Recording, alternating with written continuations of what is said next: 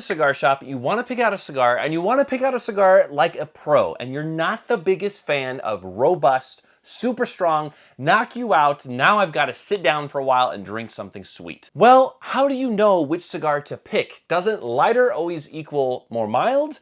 And exactly what does the term mean when I've heard these things like Connecticut? Hopefully, we'll answer those questions. I am Eric, you're watching Oak Glen Tobacconist.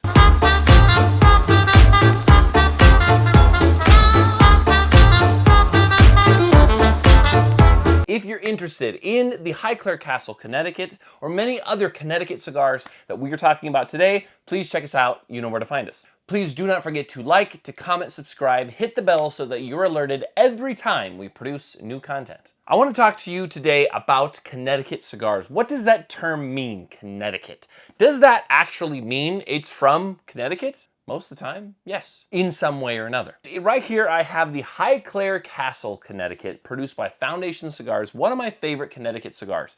You'll notice when you hear that term, majority of that term that is used is in conjunction with a lighter looking cigar. And doesn't lighter always mean more mild?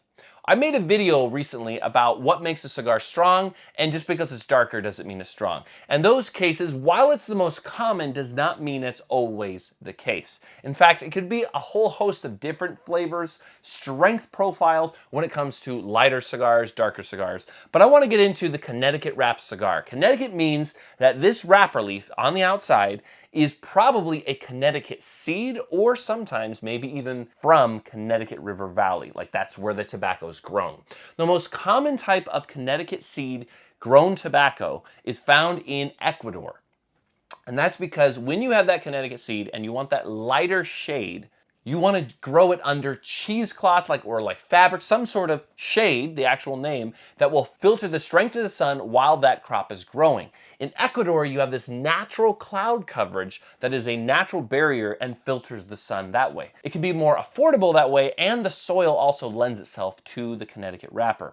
Originally, that Connecticut seed was produced in the Connecticut River Valley, and some of those seeds were taken and they were then planted in Ecuador and experimented with, and you'll find this pretty commonly through the industry, and that is tobacco seeds that are grown sometimes in Ecuador, in Nicaragua, in the States.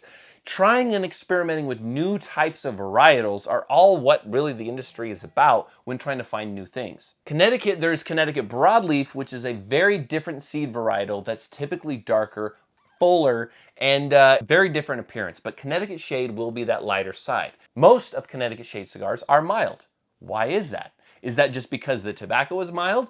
In part, yes, it's a thinner wrapper as well, but you don't want to have the filler leaves at war with this like lighter, sometimes sweeter wrapper. You're going to notice that it's fighting against each other, and so a lot of blenders try to move it toward that. Flavor and strength are two different things. That doesn't mean that the more mild cigar you have to have, it's got no flavor.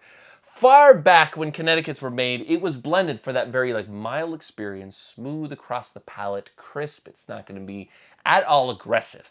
However, the term "not your grandfather's Connecticut" has really rose in the recent years, and that is because packing Connecticut's full of flavor that has a bit more oomph to it, a bit more body, but still a more mild to medium strength profile has been kind of where the industry has moved. And so when I talk about body, I've made videos about this before as well. There's a difference between body, flavor, and strength.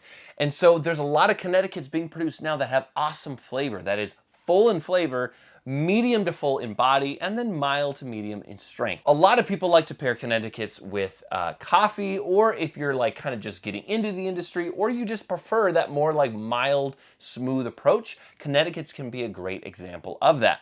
However, if you're in the shop and you're trying to choose, that's usually a good way to go. Whoever is also there at the shop can kind of point you in the right direction. Something I love about the Highclere Castle by Foundation, it's elegant, it's smooth, but its body and flavor are full. It's one of my favorite go-tos if I want a more mild cigar. That's something that offers a unique experience, but also very smooth. Maybe if you want more than one cigar, it's not going to knock you out as well.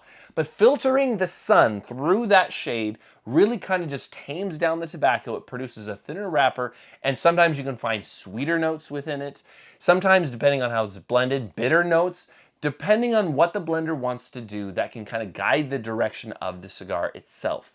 Connecticut's are a great way to kind of expand your palate in nuance, in flavor, even if you smoke like heavier body things. There's a lot of times my palate will just have peaks and valleys. It'll want something more mild and smooth for a while, or something that's really heavier and stronger.